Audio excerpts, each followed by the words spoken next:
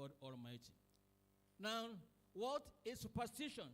Superstition is a belief that particular events bring good luck, particular events bring bad luck, or belief in a particular way of doing things which cannot be explained by either science or mere reasoning.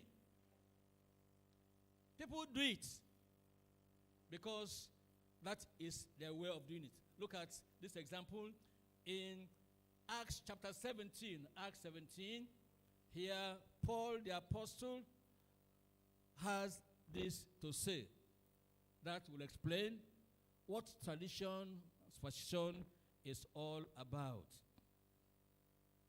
Acts 17, I'm reading verse 22 and 23. Then Paul stood in the midst of Mars Hill and said, Ye men of Athens, I perceive that in all things you are too superstition. Paul, what do you mean? Verse 23. For, because as I passed by and beheld your devotions, your manner of worship, you want to worship, I found an altar with this inscription, to the unknown God. Worshipping God that you do not know. Worshipping God that has no record in scriptures. To an unknown God, whom therefore you ignorantly worship, him declare I unto you. Those who worship God beyond tradition, beyond superstition, must know the God that they worship. Must know God who saves from sin. Must know God who is holy. Must know God that is in heaven and who hath promised that we who serve him in truth and in spirit will be with him in heaven at the end of the day. That is the God to worship.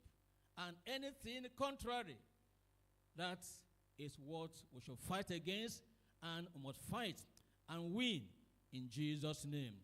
Traditions transgress God's word. That is why we must fight against it. Superstition is against God's word. That's why we must not allow it. It will not do us good if we do that in Jesus' name. While we fight these battles and are expecting to win, in summary, there is something we must know. One is know who you are. That's the basis of saying no. That's the basis of fighting. Because you know who you are. You know when you had an encounter with God. You know the word of God that you read. You know the word of God that fills his soul. And what is before you is against the word of God.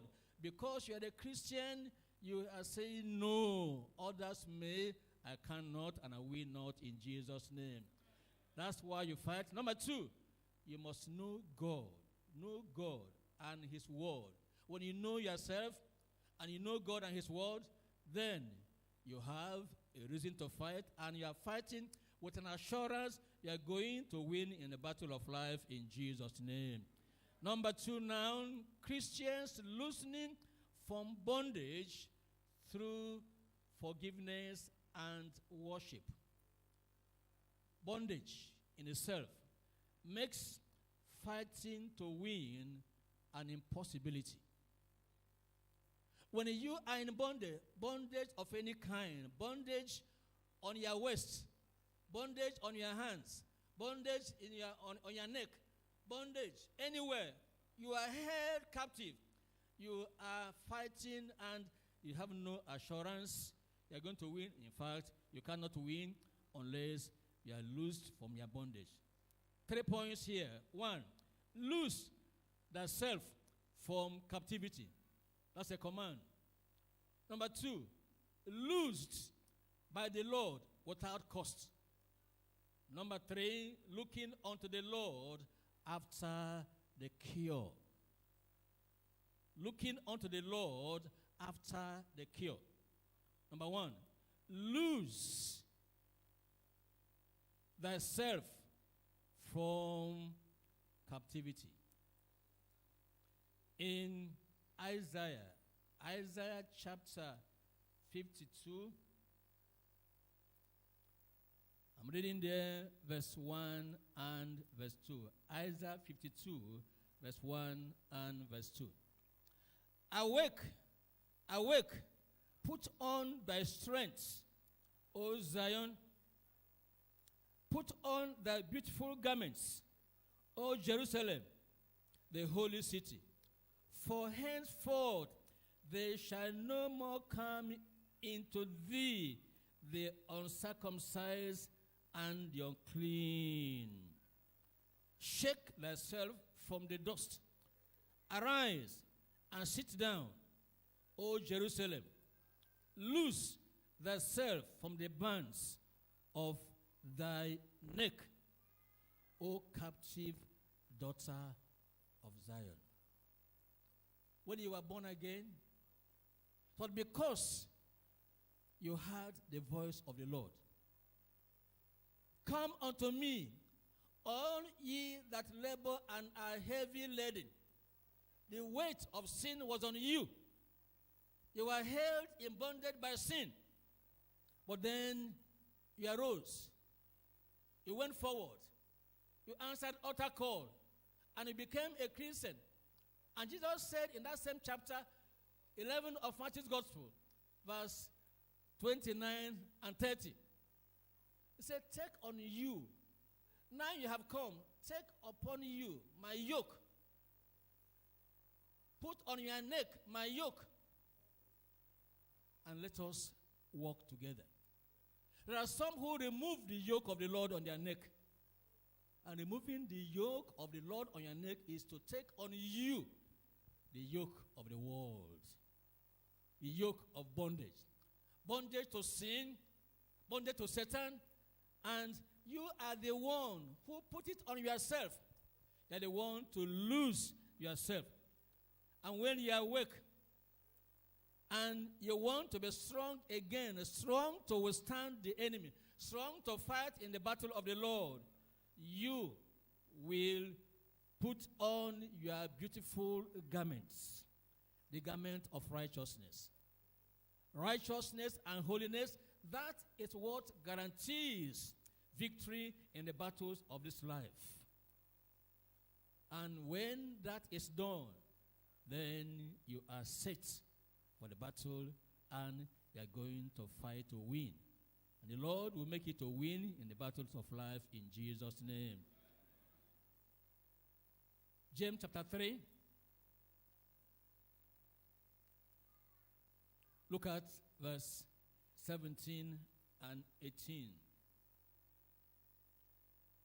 But the wisdom that is from above is first pure, then peaceable, gentle, and easy to be entreated, full of mercy and good fruits, without partiality and without hypocrisy. And the fruits of righteousness, the evidence of righteousness, is sown in peace of them that make peace. We're talking of Christians loosening from bondage through forgiveness and worship. Look at this passage. It said the wisdom that is from above is first pure, then peaceable, gentle, and easy to be entreated. Picture two brothers. One has offended the other. And there was a quarrel. There was a disagreement. And one is saying, this brother, I will show him that because I'm a Christian does not mean I don't know who I am. And they're saying, bro, don't talk like this. What kind of language is this one? Say, leave me alone, leave me alone. Leave me alone. I've told, leave me alone. And the more you are talking, the more he's furious. He's ready to fight. It's fighting the fights, not of the Lord. It's fighting the way they do it in the world. They want to dig it out. They want to know who is who. They say, bro, please, don't let these unbelievers laugh at us. Which unbelievers? Which unbelievers? Your brother who cheated me. He's not an unbeliever. I will show him. And I was saying here, the wisdom that is from above is first pure heart, then peaceable. You can appeal to him. You can calm him down. He's gentle, and he is easy to be entreated. You can talk to him and he say, bro, Pastor, I'm sorry. I'm sorry I talk like that. I'm sorry. Pastor, I'm sorry. Pastor, I'm sorry. It's for the devil. Pastor, I'm sorry. That's the one who is thinking of going to heaven. Yes, the devil can overtake you. The devil can make you flare up, showing you that you are still in the world. You are still in the world, and you must watch over your life. Must watch over your heart. But when you understand who you are, you understand that the world we live in is not the final place. You know you are a candidate for heaven. That money or no money. Let your brother take the money. Let him take the greater share. But you be cheated, be defrauded, because your eyes are focused on heaven. And heaven, you get there in Jesus' name. I say you will get there in Jesus' name. I will also get there in Jesus' name. The fruit of righteousness is sown in peace of them that make peace. What am I saying? I'm saying if your wife has offended you, husband, please forgive. Let's not hear there's a fight in the family. And your daughter is holding, say, daddy, leave mommy alone. No, that is not Christianity. You are saying, go away. Your daughter is this. You are calling your wife her daughter. I mean, your mother is this. You are insulting your wife before your daughter. Just because there was a disagreement. Just because she failed to do something. That is not right. That's what they do in the world. Cut yourself away from what they do in the world and be a Christian. And the kind of Christian who will go to heaven, you'll be in heaven in Jesus' name. So, if you do not forgive your wife, forgive your husband, forgive your child, forgive fellow trader who has made you to suffer some loss, who has cheated you, had lied against you, forgive. Because if you fail to forgive, that unforgiving spirit is a form of bondage that ties you. And if you are tied that way, your prayers will not be answered. But I want God to answer my prayers. Therefore, I'll forgive all offenses for the glory of God and for my own good in Jesus' name. Amen. Number 2, lose by the Lord without cost. Those who have loosed their brethren, that they held in bondage by unforgiving spirits, they are ready to be loosed by the Lord from whatever afflictions that may come their way, and that without any cost. Luke 13. Luke 13, I'm reading verse 11 and 12. Luke 13, verse 11 and 12. And behold, there was a woman which had a spirit of infirmity 18 years, and was bound together and could in no wise lift up herself. 18 years of infirmity. Verse 12.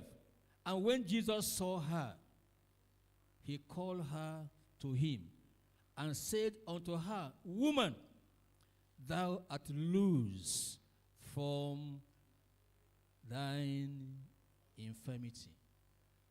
Whatever is your challenge, whatever is binding you, this morning, Jesus Christ is seeing you.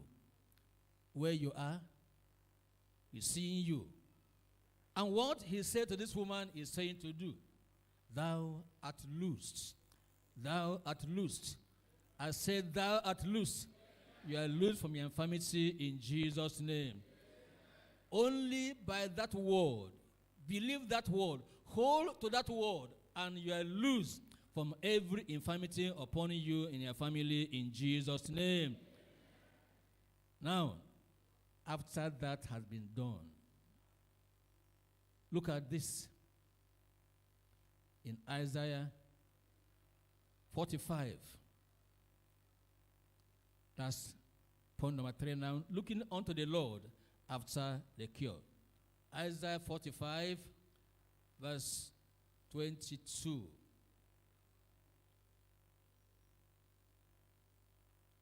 Look unto me and be ye saved, all the ends of the earth, for I am God and there is none else. There is no alternative. People talk of alternative to medicine. There's no alternative when you have God as your healer. It's not God, if it doesn't work with God, this other one will work. No. Yeah, people are telling you, your church has been praying, and you are not okay. Let's take you somewhere. You say, no, please. No, I can't go anywhere. I'm not going anywhere.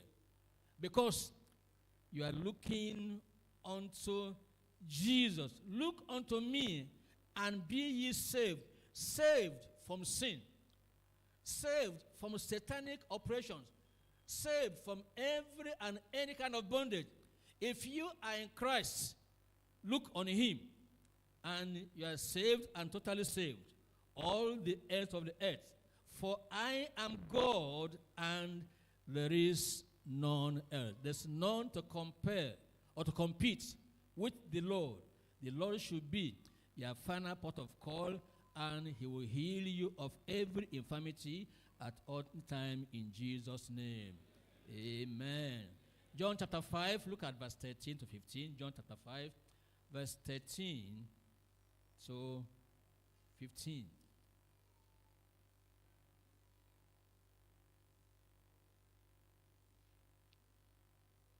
And he that was healed wished not who it was, for Jesus had conveyed himself away, a multitude being in that place.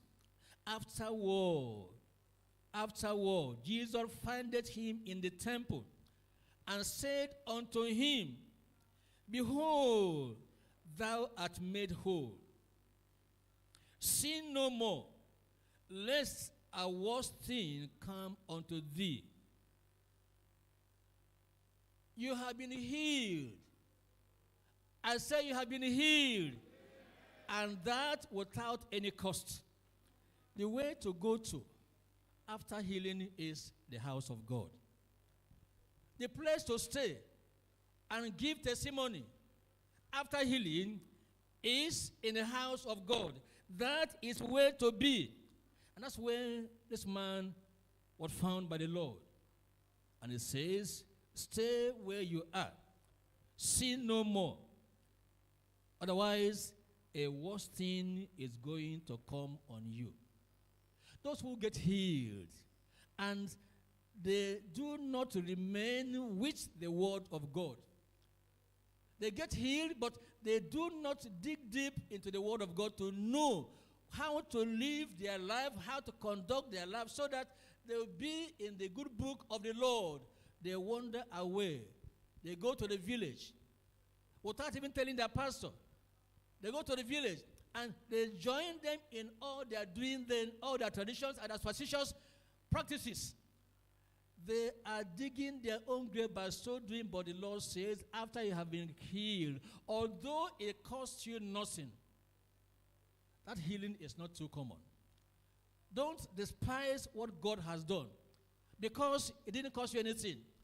If you are asked to bring some millions, you'll be ready because you have the money. But now it costs you nothing. Don't despise God's word just because the thing was free. Look unto the Lord. Keep step with him. Stay where he is, because that is where you belong. Verse 15 now. The man departed and told the Jews that it was Jesus which had made him whole. Praise the Lord. You must tell people the source of your healing. When you are delivered, when you are loose from your infirmity, let people know that it was not the prescription from the doctor. It was not this, nor that.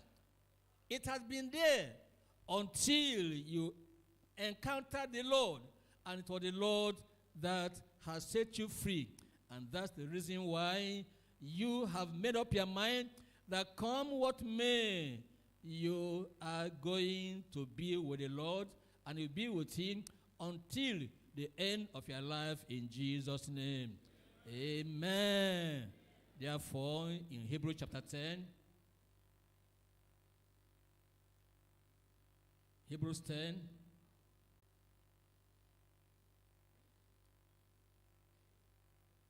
not forsaking the assembly of ourselves together, as the manner of some is, but exhorting one another, and so much the more as ye see the day approaching. Exhorting one another, and so much the more as ye see the days approaching. The day of the Lord, the day of crowning, is close by. Therefore, do not despise the fellowship of the brethren. Do not despise opportunity to go and learn, to go and study, to go and feed your soul with the word of God. When the saints gather, be sure you are there, in the midst of them, expecting to see the Lord, work on your behalf, to hear the Lord speak to you, so that your life will become better and you'll be an overcomer in all the fronts of your fight, in Jesus' name.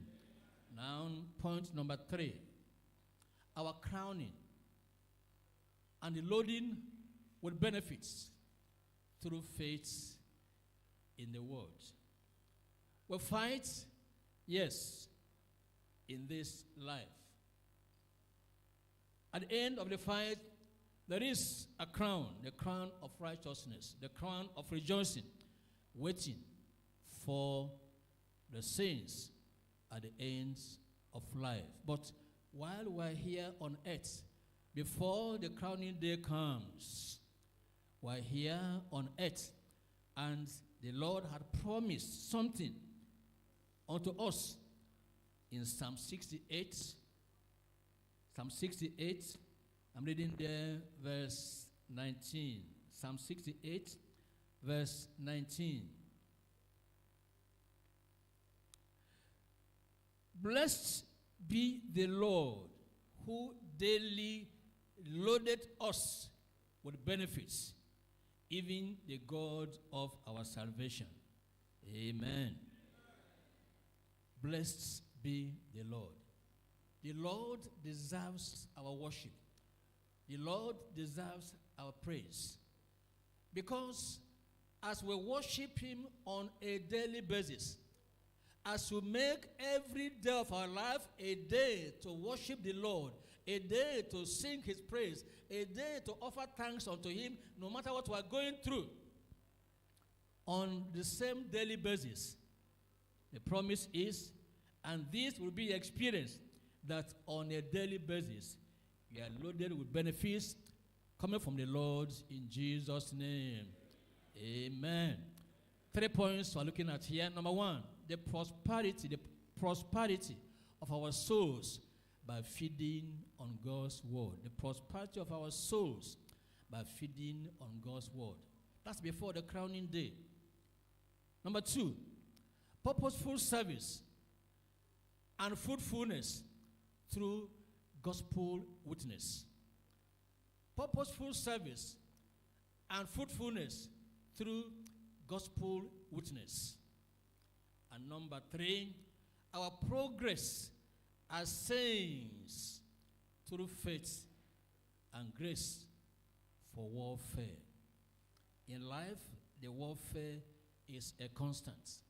But we can make progress through our faith in the Lord because the grace of God is always there. Number one, the prosperity of our souls by feeding on God's word. 1 Peter chapter 2.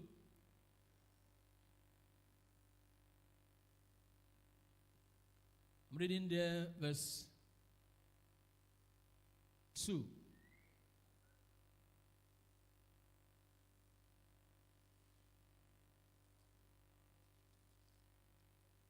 As newborn babes, desire the sincere milk of the word, that ye may grow thereby.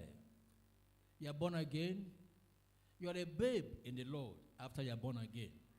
Like babes are meant to grow as they feed and as they are fed by their mothers with the breast milk and other milk. Sincere milk of the word of God is what every believer needs if he or she is going to prosper and going to enjoy the blessings and the benefits that the Lord has promised. Now, in 3 John is just one chapter. We're reading there in verse 2. 3 John verse 2.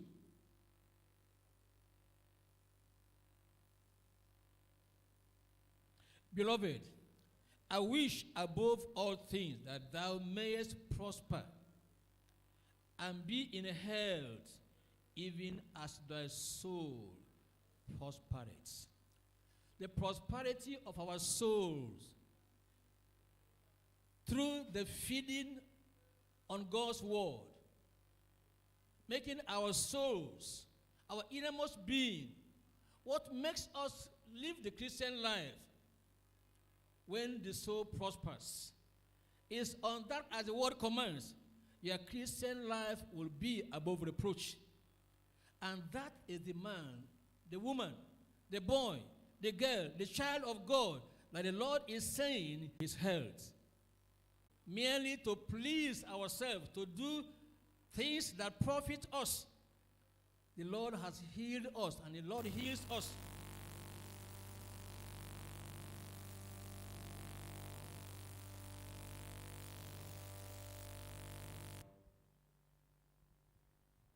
He heals us so we can render service and bear fruit unto him.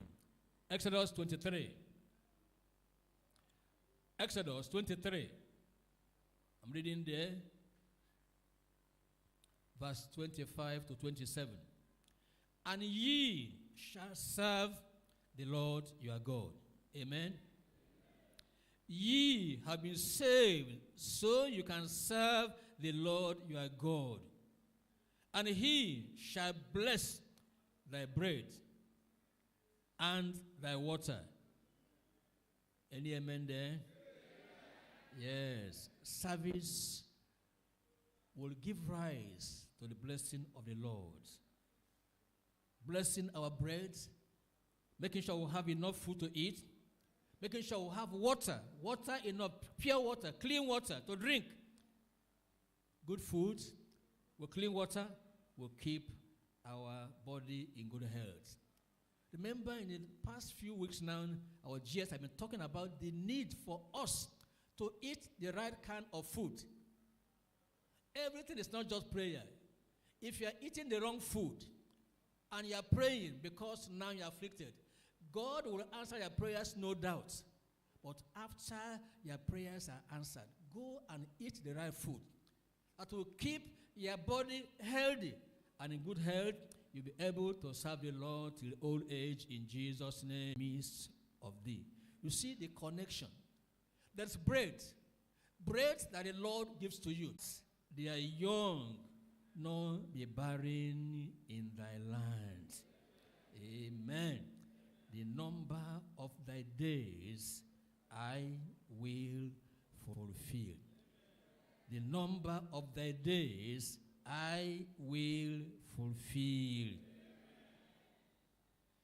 Now, look at this. They shall nothing cast their young. That is to say, there shall be no miscarriage for you, the child of God. You get pregnant, and you are delivering at the right time, and seminar open so whoever will want to come. And they said the professor there, medical person, he said emphatically, there's nothing like barrenness.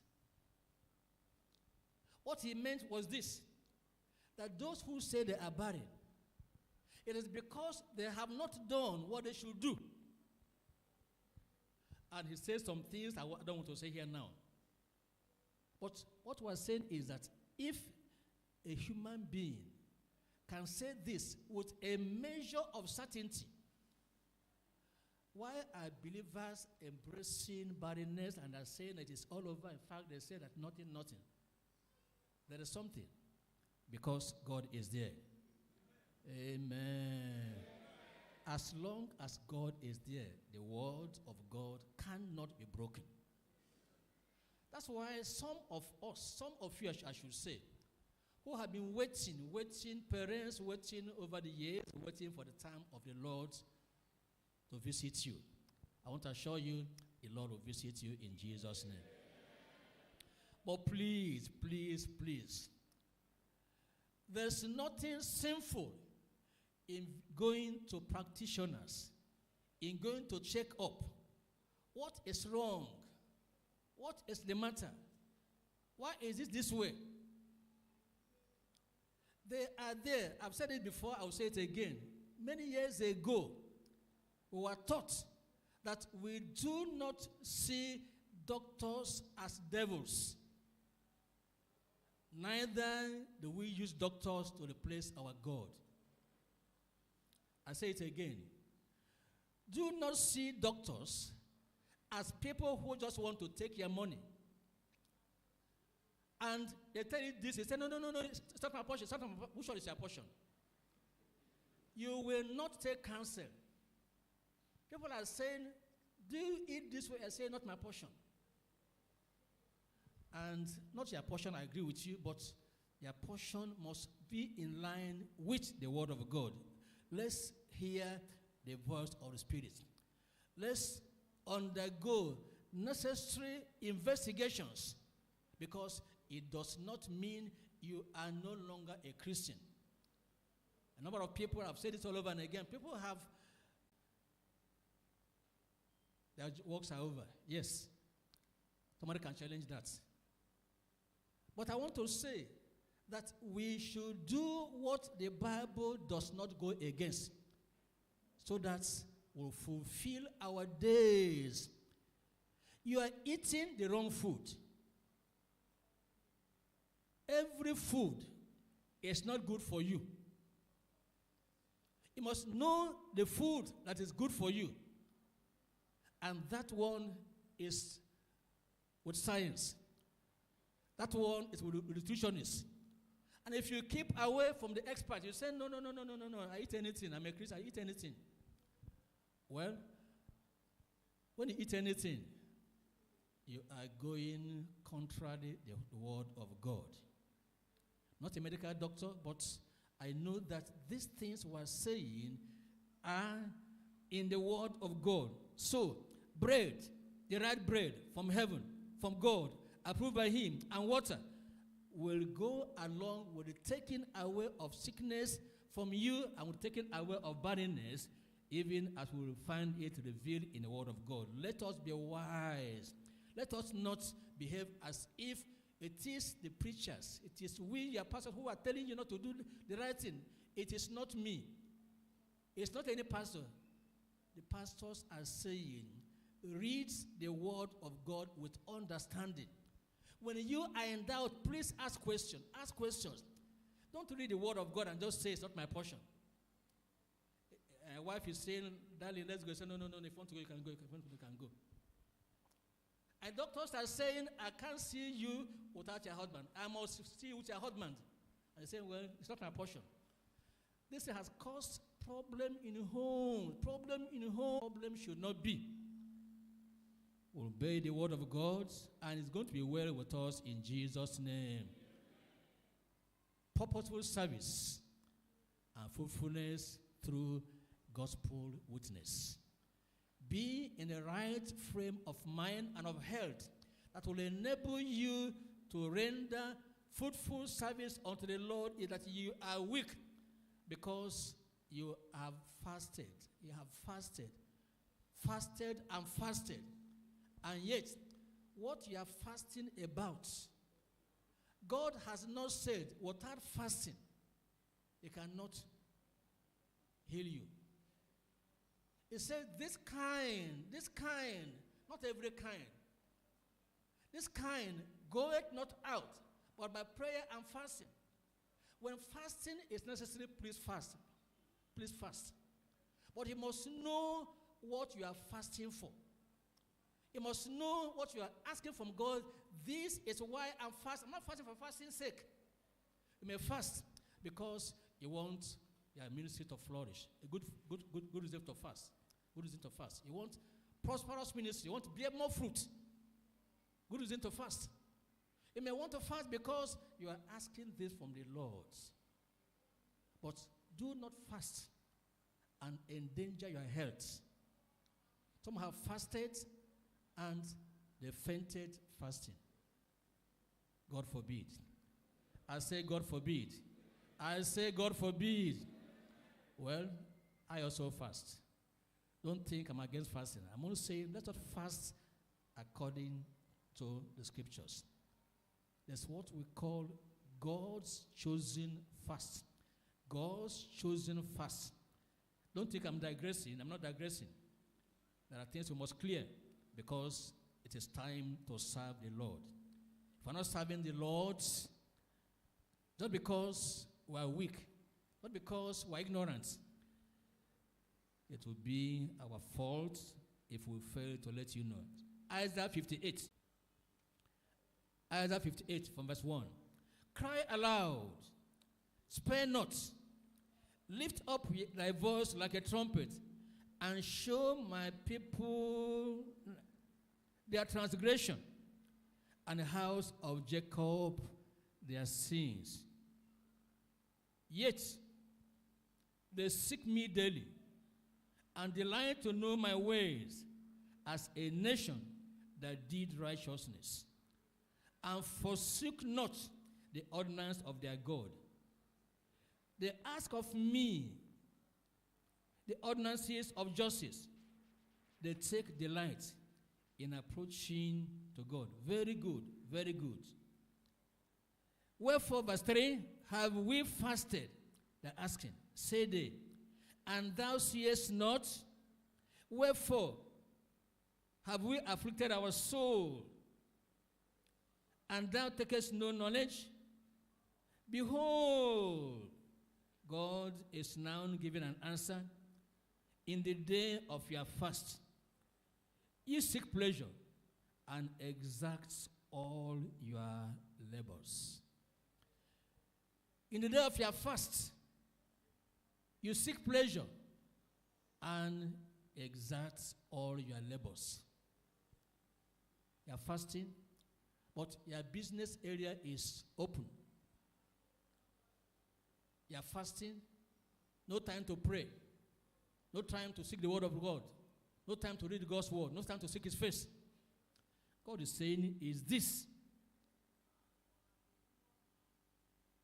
the kind of fast I've chosen? Verse 4, behold, ye fast for strife and debate, arguments in their shop, argument in the marketplace, and to smite with the fist of wickedness, as ye do this day, to make your voice to be heard on high.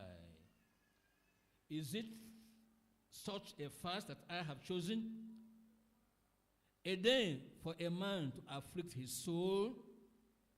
Is it to know, to bow down his head as a bulrush, and to spread sackcloth and ashes under him?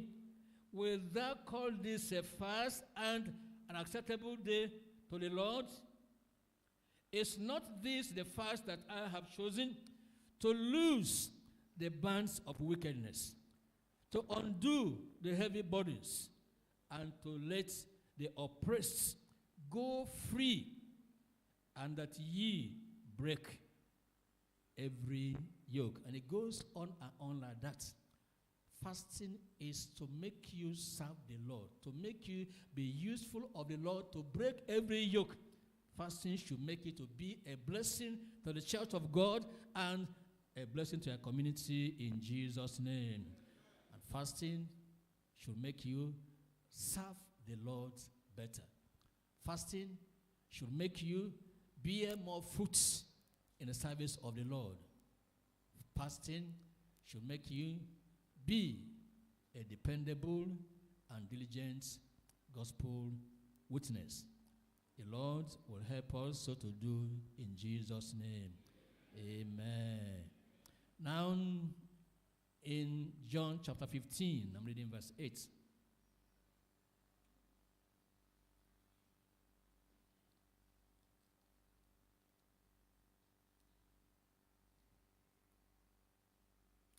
Verse 8. Herein is my Father glorified. This is how to give glory unto God. Herein is my Father glorified, that ye bear much fruit. So shall ye be my disciples. Fruitfulness in the kingdom, fruitfulness through gospel witness. That is the mind of God. That is the desire of the Lord. That is what God expects that you and myself should be doing. In fact, that is why we are Christians. And anything that is going to hinder us from going forth and from reaching out to win souls unto the Lord, that is another fight that we must fight. And we're going to win in Jesus' name.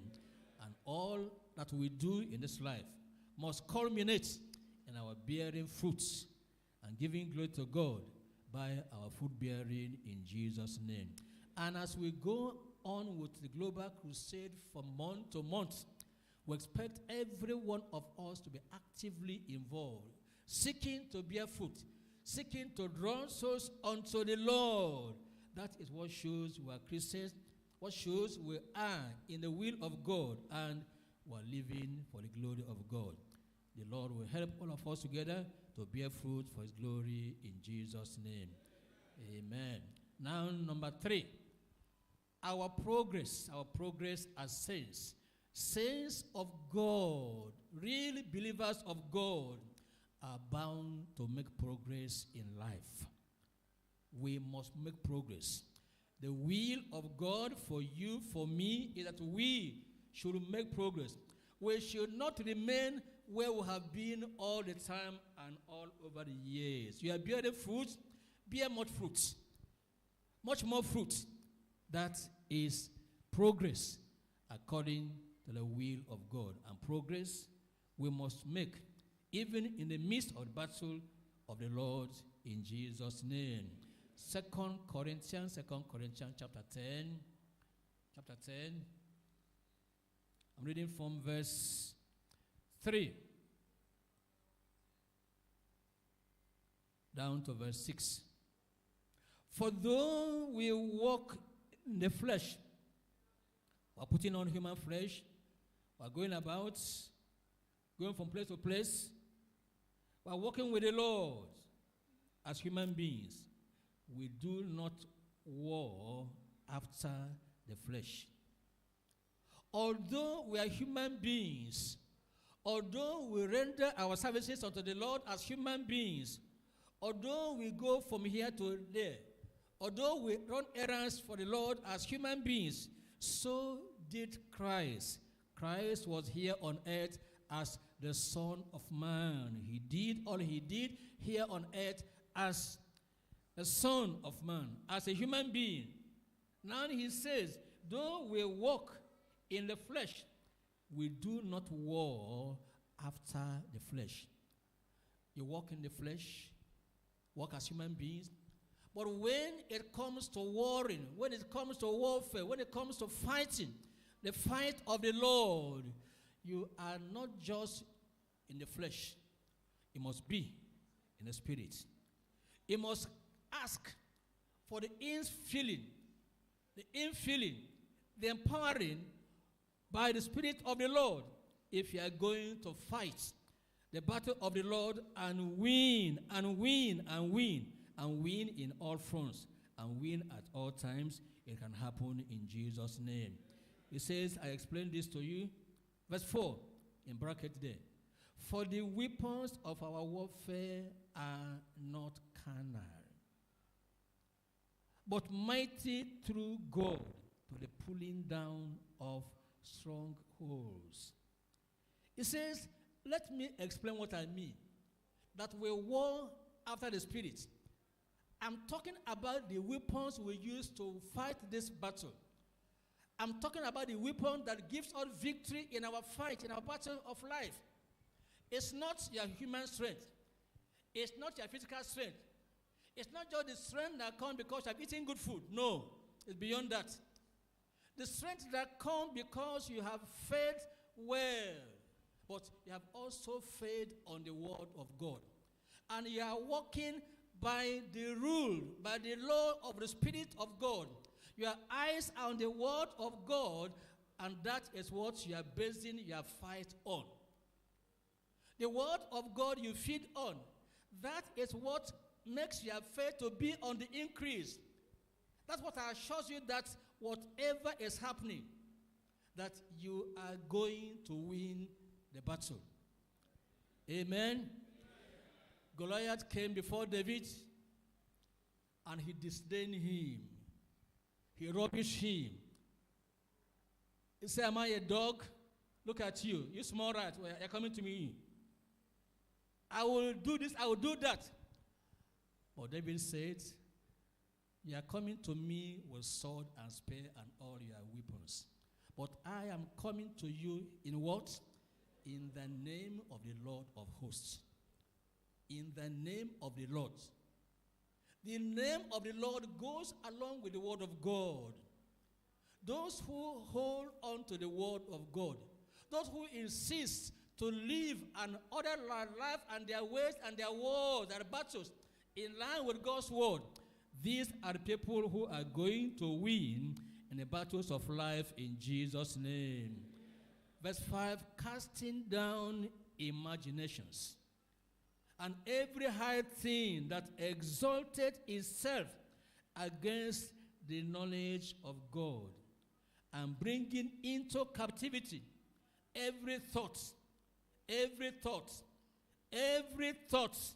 the obedience of Christ. Every thought against you, every thought from the pit of hell, every thought of Satan against you, every thought will be brought into captivity and to be obedient to Christ our Lord, on whose side we are fighting and in whose name we are going to win the battle in Jesus' name.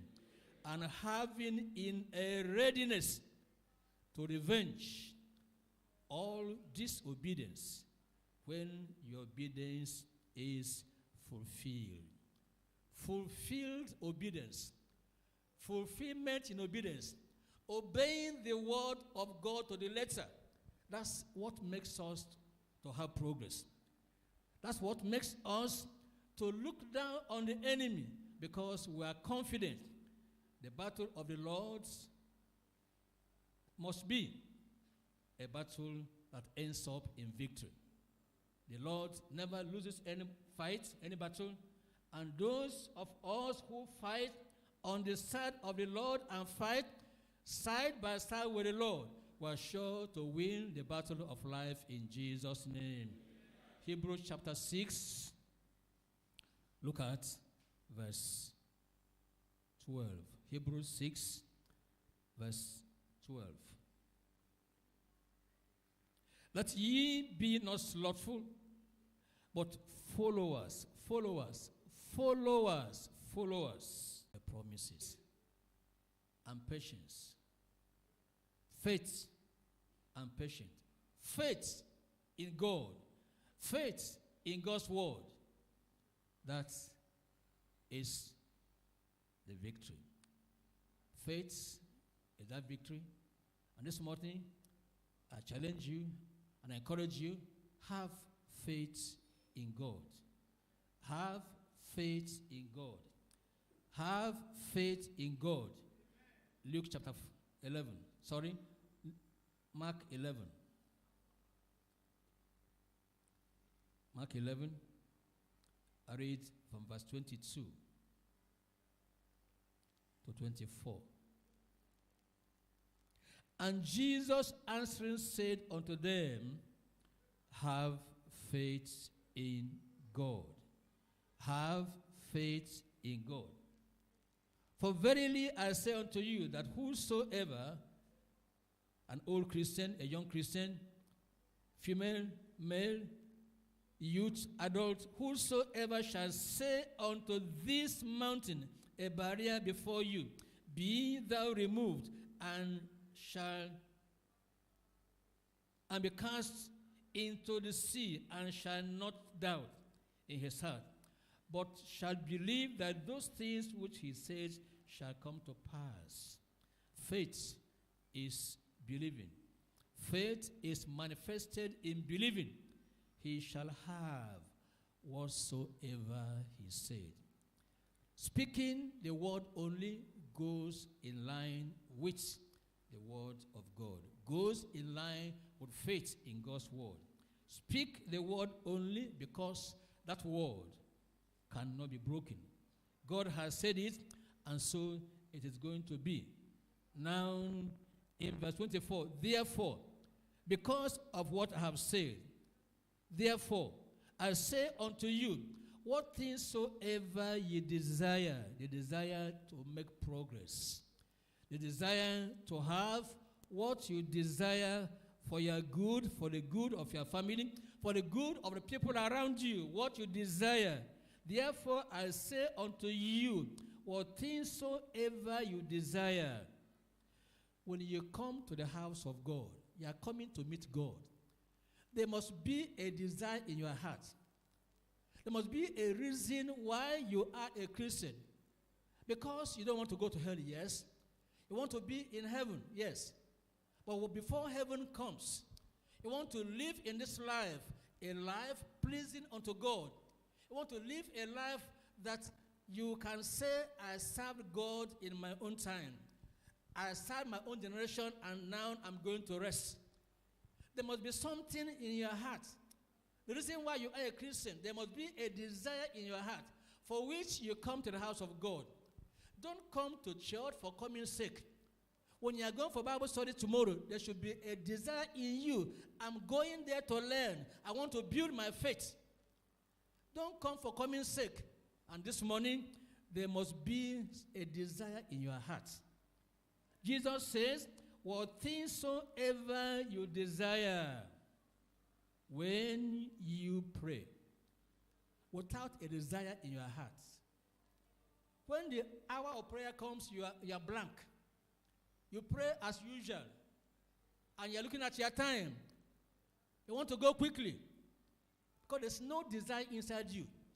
If there's a desire in you, you are praying, and you are ensuring yourself that God must answer me. Those days, good old days. Sometimes you need a bell. You say, in Jesus' name. And people are still praying and are praying because those days we don't close church with prayers. We allow people to pray as they want to pray. When they are okay, when they are sure and answer them, they are free to go. And if people cry on their knees because there's a desire, there's a body inside of them which they're asking from God. Those good days, they will come back again in Jesus' name. Amen. I hope you are attending morning prayers, going on here and there, and building your faith by so doing, and God will honor your faith in Jesus' name. Amen. Now, I'm still in that verse 12.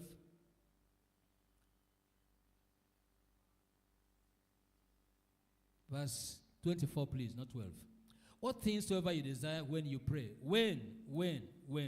The word when is not the same as the word if. If means if you like. If you want to pray, you can pray. But it says when you pray, it means you are expected to pray. It's a matter of when am I having time to pray. But for praying, I must pray. I cannot do without praying. When you pray, believe. Believe that ye receive them. When you pray, believe. While you are praying, believe. Believe that you have been answered. And he said, and ye shall have them. Amen. The Lord says, while you are yet talking to me, I've answered you. While you are yet praying, the answers has come. That is why you must believe. As you rise to pray, as you bow to pray, as you sit to pray, as you lie to pray, as you need to pray, whatever the posture is not the important thing. The issue is you want to pray and you don't want to sleep at the hour of prayers. Amen. Believe that you receive them and ye shall have them. And number 25 now. And when you stand praying, forgive. When you stand praying, forgive. Husband, forgive your wife. Wife, forgive your husband. Parents, forgive that your child. Wayward child, disturbing you, forgive. With all your heart, forgive. And when you stand praying, forgive.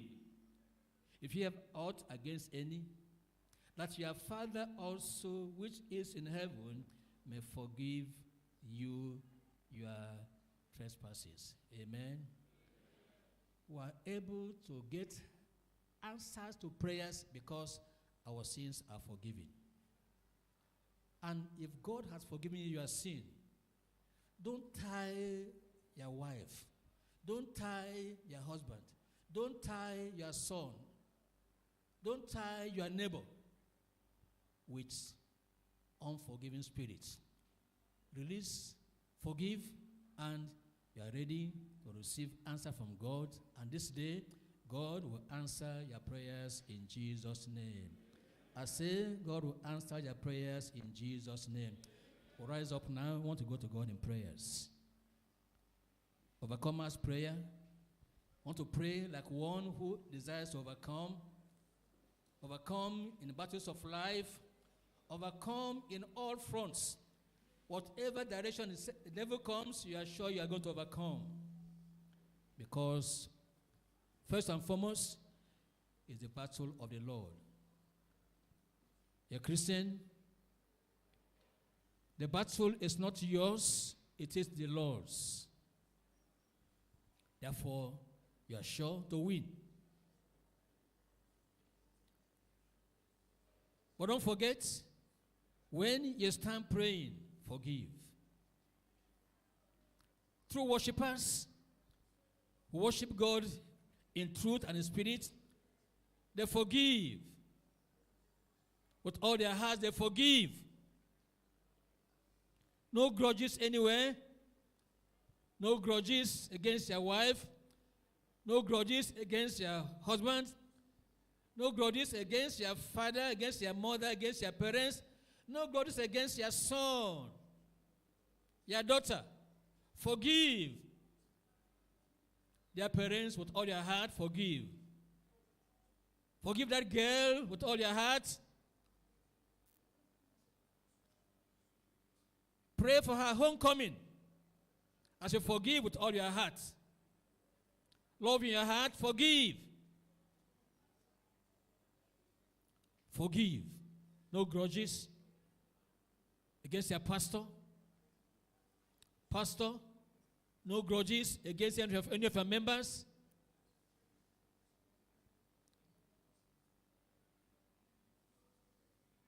No matter how that your pastor spoke to you, he spoke to you because he wants you to be in heaven.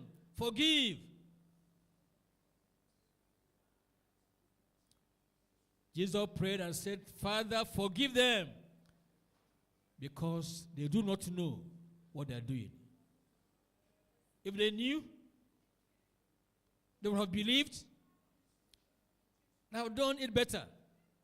But because they knew not what they did, he said, forgive them. That should be a manner of praying.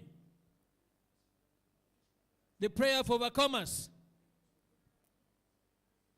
Willing to forgive and praying to the Father to forgive all who have erred, all who offend, all who do wickedly against them.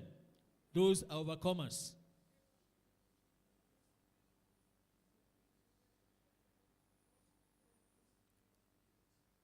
Loose them with all your heart.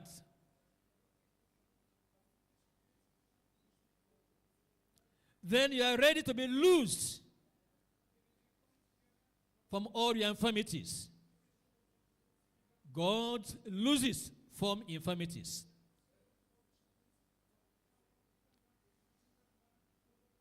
And this day, this morning, you are ready to be loosed from all your infirmities.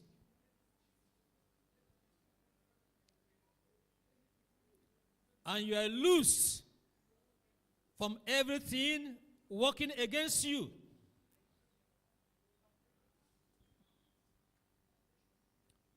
You are loosed and set free. Free to serve the Lord. Free to live in the will of God.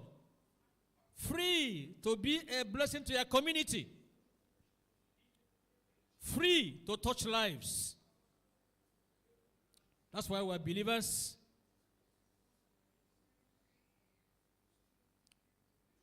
That is why we're fighting the fight of faith. The good fight of faith. And we want to win. So we can touch lives.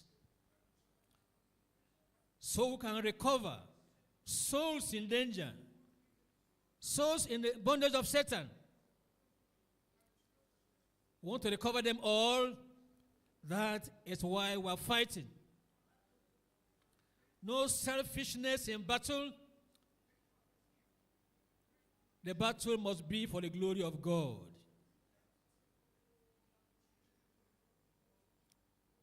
The battle must be so that the name of the Lord will be glorified.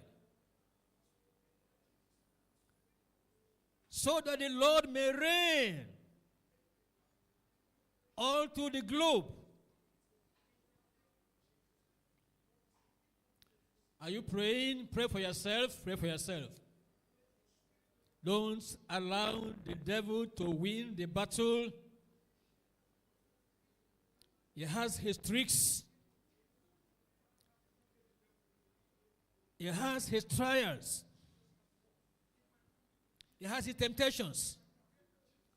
All geared at hindering you from winning, from being an overcomer. But the Lord assures us that in Christ we are more than conquerors. When he fights according to the word of God. When you fight with the armor of the word of God. There's no armor like that. The best armor ever. The word of God exalted. Job exalted God's word and preferred God's word more than his necessary food. And he overcame. Jesus overcame Satan by the statement, "It is written."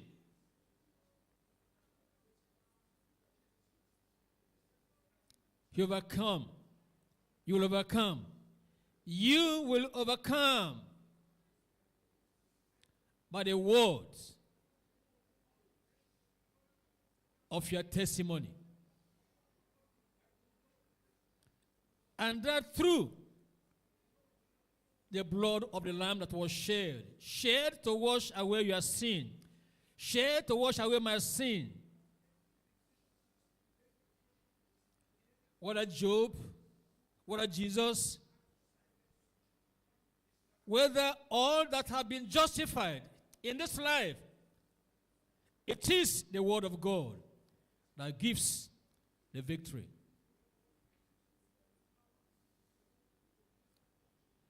You tell the Lord, you will hold on to the word of God. You will hold on to the word of God. With all your heart, you will hold on to the word of God.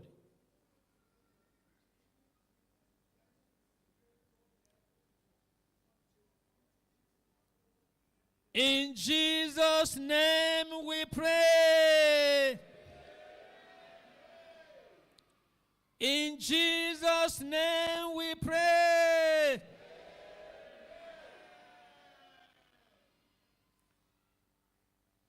If you came in here with a desire and you have faith in God, that faith you have joined with the grace of God, which appeared unto all men to give you salvation. You can be sure if you came in here with a desire, that desire is granted. I say that desire is granted. If you believe that, lift up your hands. By faith, expect the Lord to put into your hands, to take home for your testimony what you have desired from him in answer to your prayers and in answer to our prayers this day in Jesus' name. Amen. Almighty God, thank you for this morning. Thank you for this day. Thank you for all your children in this worship service all across our state this morning and this day. Lord, thank you because of your word.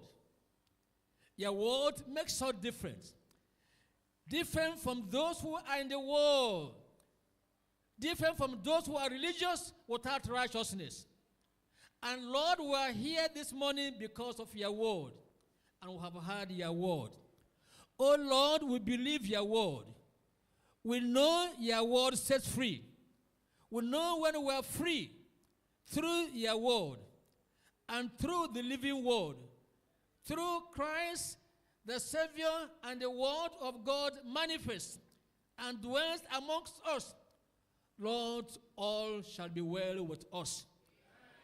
This morning, Lord, we believe with all our hearts that with Jesus Christ, the word of God, and with the word he has given unto us, written in our hearts, hidden in our hearts, that we may live and not sin against God.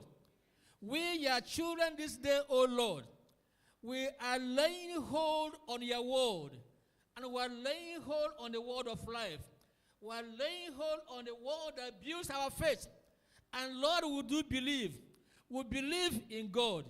We believe in God's word, and we lay claim to the promises of God unto us this day. And we say they are ours in Jesus' name. And your promises are yea and amen.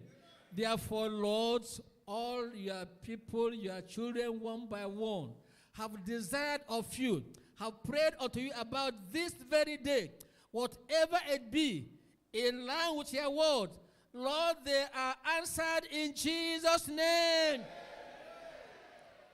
Lord, with forgiveness, we receive from you. With forgiveness, we'll give to others around us. Without any hatred, without any unforgiving spirit, without any animosity anywhere in any heart. Lord, we lay hold on your promises. They are ours in Jesus' name. Lord, those who have affliction in their bodies, or bondage in their bodies, this morning by your words, loose them and set them free in Jesus' name. No infirmity, no affliction, nothing from the camp of the devil. Whatever is not planted in the body, in the life of any of your children, Lord, they are being rooted out even now according to your word in Jesus' name. Your people are free and free indeed in Jesus' name. We are free to serve the Lord, and we shall serve the Lord with all our heart. We shall serve the Lord in good health. We shall serve the Lord all our days in Jesus' name. And Lord, in all our life endeavors, according to your promise, you are going to load us one by one, in every family with your benefits in Jesus' name. Lord, thank you because your word cannot be broken. It is done according to your word. We are free. We are free. We are overcomers. And we are more than conquerors through Christ in Jesus' name. Let our service be acceptable unto you. Let our worship be acceptable unto you. And let our end bring the crown of rejoicing, the crown of righteousness, the crown of life, as we get there in heaven to be with you evermore in Jesus' name. We thank you because we know you have answered us. In Jesus' name we pray. Amen.